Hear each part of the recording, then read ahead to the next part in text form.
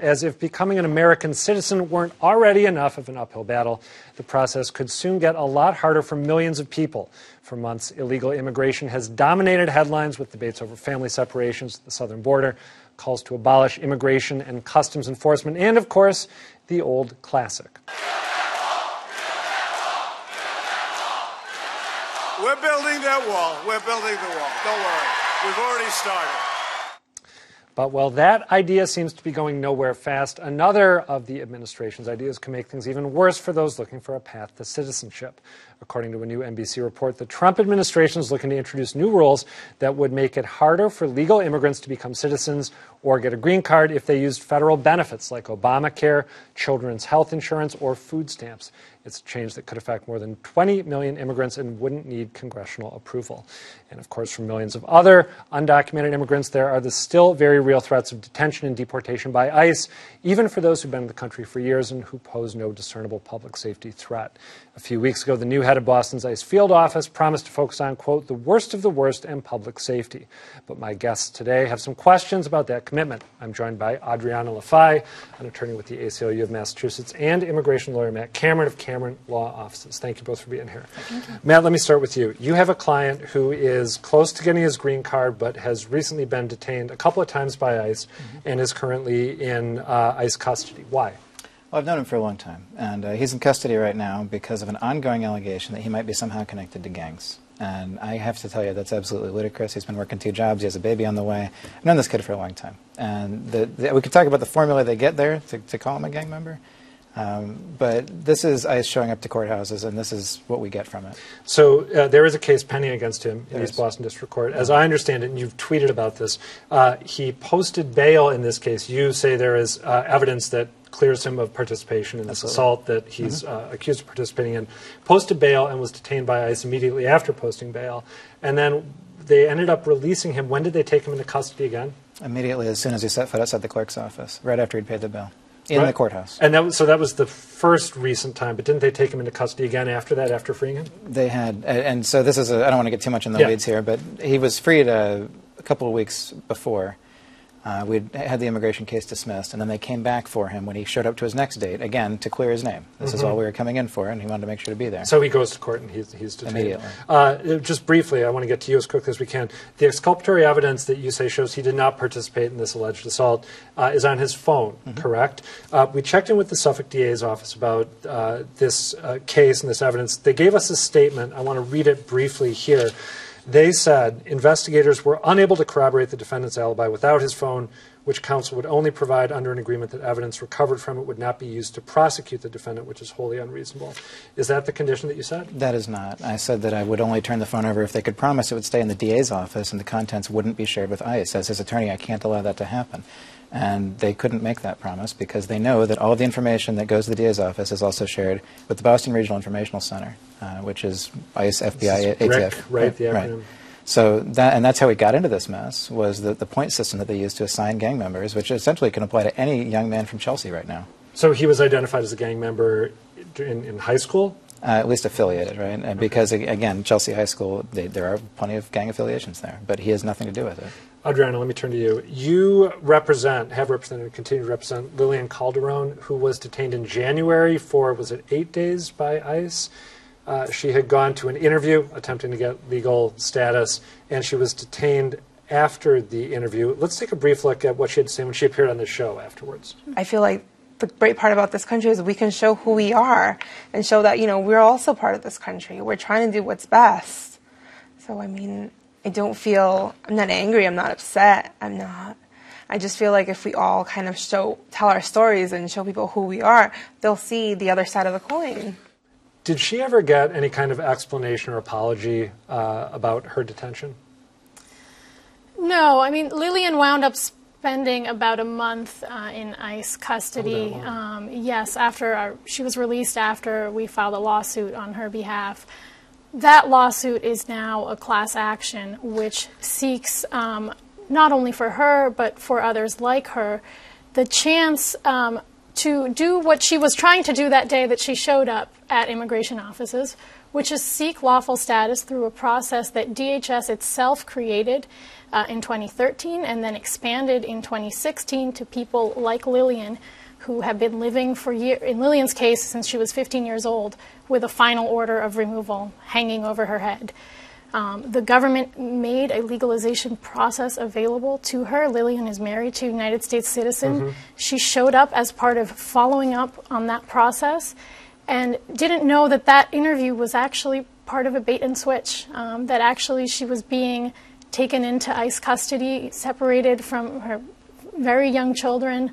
And our hope is really to get ICE to comply with those regulations, to allow people to come forth and apply for their lawful status, and without the threat of being snatched up in the process. So the suit involves her and her husband, correct, and 4 other couples? Yes, exactly. Are they local couples as well, or? Yes, they're all here from New England, and all of them are United States citizen spouses and a non-citizen spouse who is trying to gain lawful status through these 2016 regulations, but are being threatened in that process. 2 of our clients were detained at their marriage interviews. 2 others were not detained, but were told by ICE, despite living here for decades, that they had to leave the country and go back to a country they barely knew, despite their pending applications to gain lawful status. The comment that I referenced at the beginning about the new head of the ICE Boston field office saying that they were going to focus on the worst of the worst, that was made in response, I believe, to her situation, Lillian's situation, and your lawsuit. He ended up speaking before Judge Mark Wolf and saying he was going to take this approach. I'd love to know if both of you think that ICE in recent months has in fact been focusing on the worst of the worst, or have they not been living up to that promise? If they intend to start doing that in New England, it's going to be in opposition to Trump's direct orders, which are to arrest everybody they encounter. So I don't know if that they're going to be going against the word of the president. Have you seen any change, Well, Brianna? We've been trying to learn more through our lawsuit about exactly what has been going on, but I mean, Lillian's case and the cases of our clients are a perfect example. I mean, when what ICE is reiterating is that no one is off the table, that no one is safe.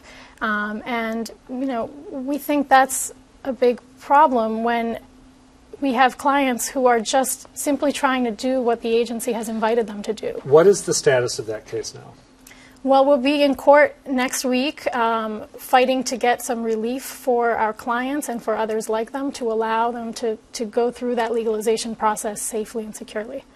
Let me ask you both about the news that came out today that the Trump administration is looking at, basically saying if you receive some form of public assistance, whether you've used Obamacare, or children's health insurance, food stamps, whatever, it may become much more difficult for you to get citizenship. As people who work with this population frequently and run up against the Trump administration's crackdown on illegal or undocumented immigration, were you surprised by these reports today?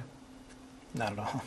We've been expecting this for a while, just with the way the rhetoric's been going. And, I mean, this has been the law since 1882, that they have the right to review your financial situation and do that, but it's not a surprise. When you say, when Matt says this has been the law since 82, so you said 1982? 1882. 1882, okay. Very long time. So if this is already on the books, just so I'm clear on this, and so viewers are clear on this, what is the Trump administration talking about doing? Being, especially, enforcing a law that people had ignored for years, or becoming more stringent in their application of it? What are they looking So at what they're changing? talking about is essentially a wholesale reinterpretation of what it means to be called a public charge that's therefore going to be denied a green card or another immigration benefit. And, essentially what we're talking about now is immigrant families having to make a choice between securing a benefit that their U.S. citizen child might need and that is going to be to that child's benefit, and their own future, and ability to gain or keep lawful status in the country. And it's a very troubling development that really is trying to, squelch off access to legal status, and make it something for the very few. Looking ahead in the next year, say, where else do you think this might go? We were chatting before the camera started rolling about the interest the administration has shown in revoking legal status for people who currently have it. Is that something you expect to see ramped up, or do you expect to see other crackdowns that might not spring to mind right now?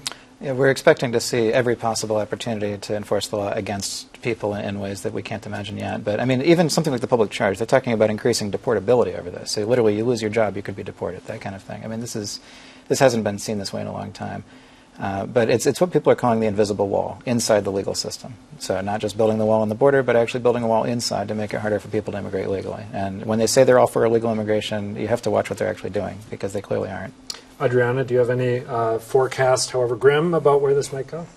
Yeah, I agree with Matt. There are a lot of very troubling developments. You know, a lot of them not even making the news. There's just been all kinds of efforts by the administration to prejudge the asylum claims of thousands and thousands of people, cut off access to the asylum process, cut off access to all kinds of legal status that eligible individuals might apply for, and really clamp down on due process in the immigration courts. It's extremely troubling. We see a lot of people who are eligible for some form of lawful status under existing law, you know, as restrictive and, you know, complicated and problematic as the existing laws are, you know, we see even those existing avenues being cut off, and it's a very troubling development. On that note, Adriana, Lafayette, Matt Cameron, thank you both. I should mention, by the way, that we did try to get in touch with ICE to see if they might be able to have someone join us or make a comment. Did not hear back in time.